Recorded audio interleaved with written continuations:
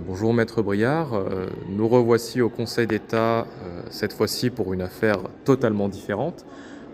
Pouvez-vous nous expliquer cette affaire? Oui, bonjour. Ce matin, le Conseil d'État statuait sur une partie du contentieux disciplinaire et qui intéresse le professeur Coronel de Boissezon. Le Conseil d'État statuait sur une demande de sursis à exécution.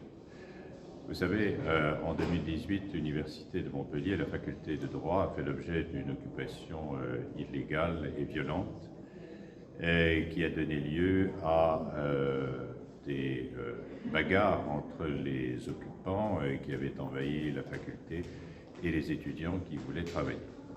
Et il se trouve que le professeur de Boissezon, qui, je le souligne, est l'un de nos plus remarquables universitaires en matière d'histoire du droit, le professeur de Boissezon a été mêlé à cette rixe qui a eu lieu dans un amphithéâtre. Ces événements ont eu lieu essentiellement parce que l'État, le préfet, a refusé le concours des forces de l'ordre ce soir-là, et par ailleurs parce que le président de l'université avait mis à la disposition des personnes présentes un amphithéâtre. Les étudiants qui voulaient travailler ont été confrontés à ces occupants illégaux, divers enseignants étaient là, et il y a eu un plan d'évacuation des occupants ordonné par le doyen de la faculté de droit de l'époque, avec les appariteurs et le personnel incendie.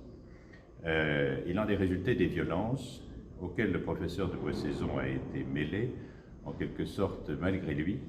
Je souligne que le professeur de Boissezon a été blessé à cette occasion.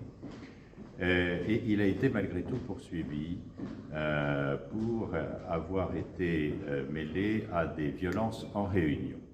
Alors il y a eu deux procédures qui se sont déroulées, une procédure disciplinaire et une procédure pénale. La procédure disciplinaire a connu plusieurs étapes. Tout d'abord, une sanction très lourde de révocation définitive de l'enseignement supérieur, et ensuite une décision en appel rendue par le CNESER, plus légère, qui a adopté une sanction plus légère d'interdiction d'enseigner pendant 4 ans, avec suspension du traitement. Et il se trouve que cette décision a été annulée par le Conseil d'État il y a quelques mois. Mais la procédure pénale, qui est l'autre procédure, s'est déroulée et la Cour d'appel de Montpellier, au mois de février de cette année, a considérablement, j'allais dire, revisité les événements et a allégé la peine du professeur de Boissezon, la peine pénale, notamment en supprimant toute peine de prison ferme et également en supprimant toute interdiction professionnelle et en allégeant également la peine avec sursis qui avait été prononcée. Cet arrêt pénal est définitif à ce jour. Et ce qui est important dans cet arrêt, c'est qu'il exonère le professeur de Boissezon de toute violence personnelle, de tout acte personnel.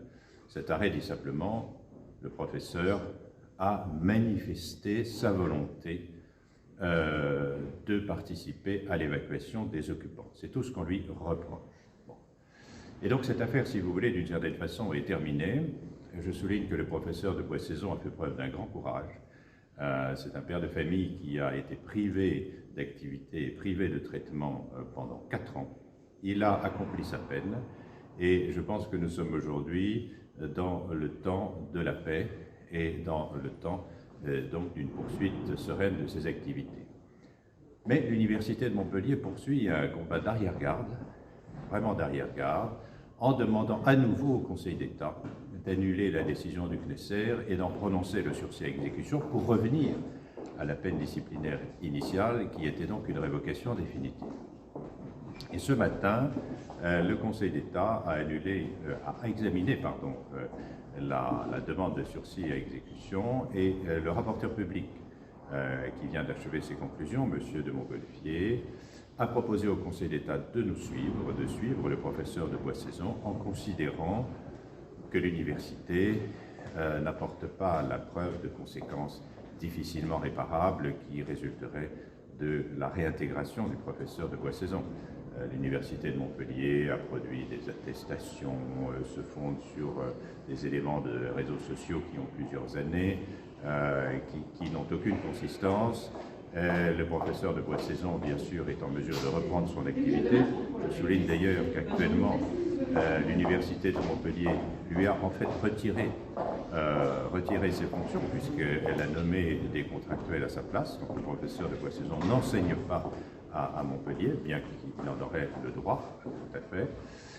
Voilà, donc je pense que la meilleure des choses que l'Université de Montpellier pourrait faire aujourd'hui, ce serait tout simplement de retirer ce recours au fond qui n'a pas de sens, compte tenu notamment, et je souligne à nouveau cet aspect qui est essentiel, compte tenu de l'arrêt définitif de la Cour d'appel de Montpellier, de l'arrêt correctionnel de la Cour d'appel de Montpellier, et qui n'a pas fait l'objet d'un pourvoi en cassation, et dont les constatations matérielles, qui sont définitives et qui s'imposent avec une autorité absolue, dont les constatations matérielles montrent que le professeur de Boissezon n'a commis aucune violence personnelle, il s'est défendu, il a été agressé, il a été pris dans un mouvement de foule qui a duré quelques minutes, c'est tout ce qu'on peut lui reprocher. Donc voilà ce que je pouvais vous dire. Kevin, je pratique cette maison depuis 40 ans, le Conseil d'État est une juridiction indépendante et impartiale, à qui nous faisons confiance, et donc j'espère que cette demande de sursis à exécution sera rejetée. Merci pour ces éclairages, Maître Briard, et à bientôt.